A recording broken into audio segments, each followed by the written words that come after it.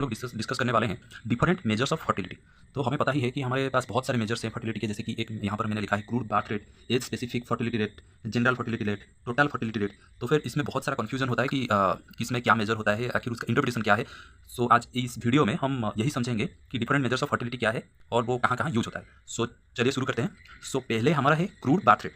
तो crude birth rate का formula तो आपको पता ही होगा कि total number of births divided by total number of population into 1000 जो होता है वो हमारा क्रूड बर्थ रेट होता है, जो कि हमारा बर्थ रेट कैलकुलेट करने का एक पहला फॉर्मूला मान लीजिए। तो फिर इसका इंटरप्रिटेशन क्या होगा। सो लेट ये हमारा निकल के आ गया 75।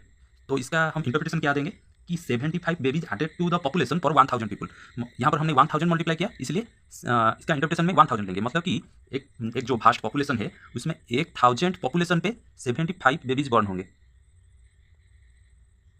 ये हमारा ये प्रेडिक्ट करके देता है, मतलब कि 75 बेबीज बॉर्न फॉर 1000 पीपल। सो वैसे ही 1000 मल्टीप्लाई करके जाएंगे तो कितना बेबीज बॉर्न होगा वो हमें ये मेजर हमें ये सिखाता है। सो ये एक क्रूड मेजर है।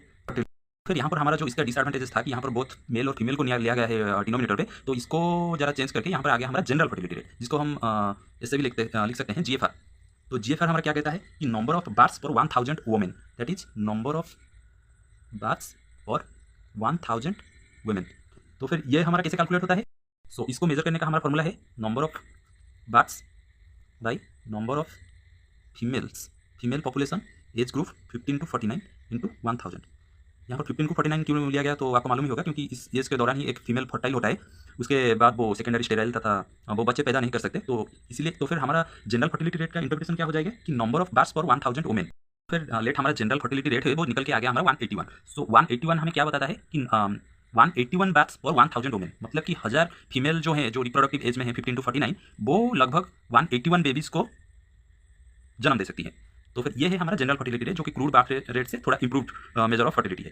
पर डिसएडवांटेजेस ये है कि हम मतलब कि यहाँ पर पूरे इंटरवल के लिए ले गए, मतलब कि 15 to 49। पर लेट हमें कोई सिंगल एज ग्रुप के लिए चाहिए, जैसे कि इंडिया का general fertility rate for females of age 25 और एज 27। तो इसे टैकल करने के लिए हमारा एक नया मेजर आ गया, और वो क्या है, वो है हमारा एज स्पेसिफिक फर्टिलिटी रेट। तो फिर यहाँ पर एज स्पेसिफिक फर्टिलिटी रेट हमारा थर्ड मेजर है। ये हमें क्या बताता है कि number of births to females of particular age group में 1000 फीमेल्स में हमारा जो बार्थ है वो कितना होगा। मतलब कि यहाँ पर फॉर्मूला जो बन के आ जाएगा वो होगा number of births to female the age group let I+5 divided by number of females in age group I+5 into 1000।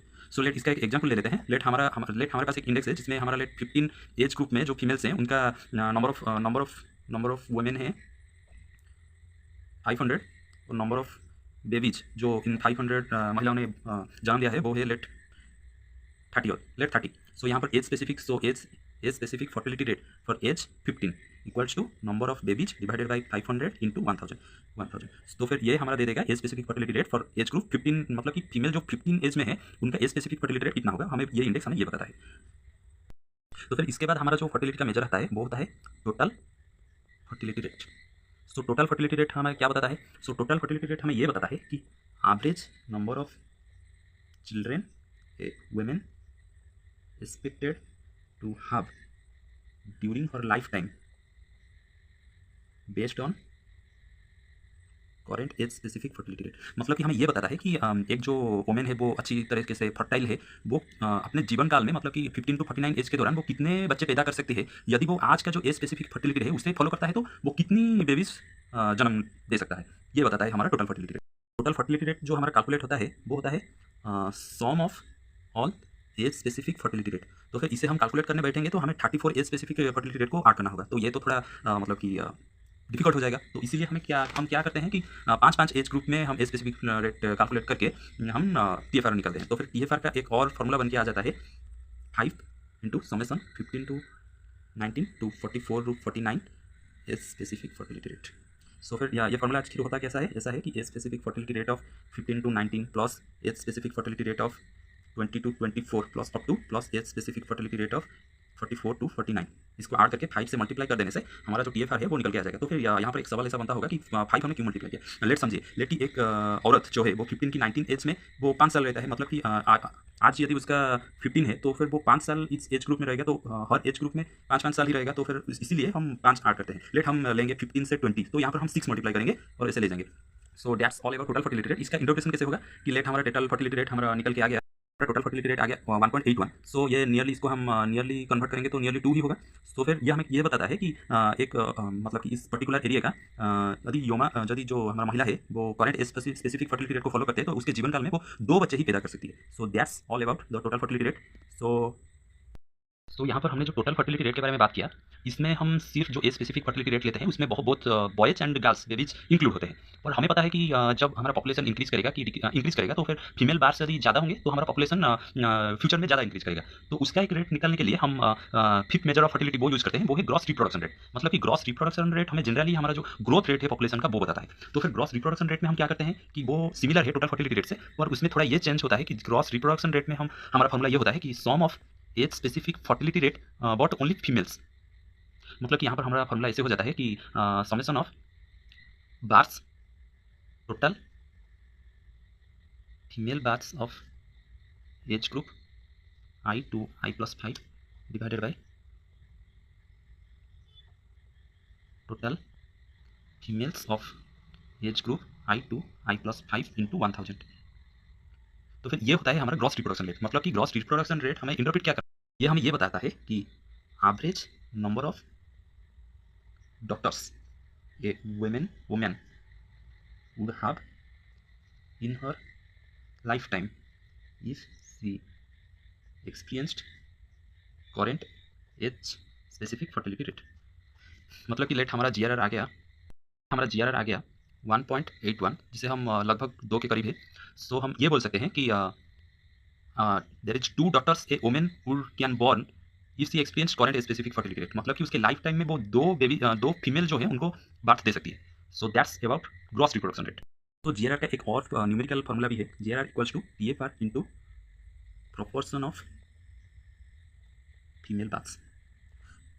सो इसका ये भी एक फार्मूला है जो कि हमारा न्यूमेरिकल करने में आसानी होता है। सो इसे भी आप याद रख सकते हैं।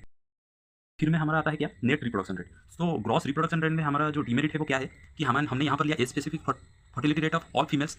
यहाँ पर डिनोमिनेटर में लिया हमने total females in the age group 15 to 49, मतलब कि पर्टिकुलर एज ग्रुप है बट 15 to 49 तक ही लिया। पर यहाँ पर हमने ये कंसीडर नहीं किया कि 15 to 49 एज में एक वुमेन सर्वाइव भी कर सकती है या फिर नहीं, मतलब कि वो जिंदा ही नहीं रहेगी तो फिर क्या बच्चे पैदा करेगी। तो इसको टैकल करने के लिए हमने एक न्यू मेजर लिया, वो है नेट रिप्रोडक्शन रेट।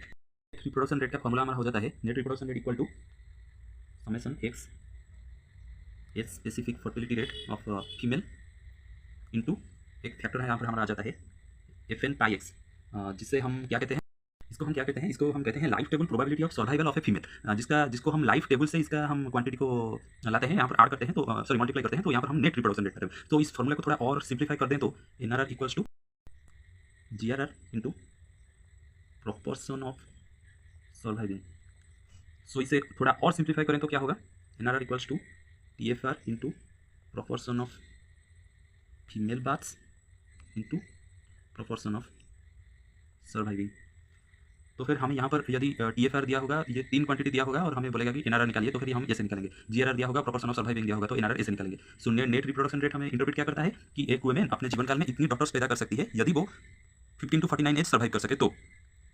पर GRR क्या कहता था कि वो इतनी पैदा कर देंगी, और ये कंसिडर नहीं करता था कि वो सर्वाइव भी करेंगी या फिर नहीं। तो NRR और सिंप्लीफाई कर देता है। Thank you.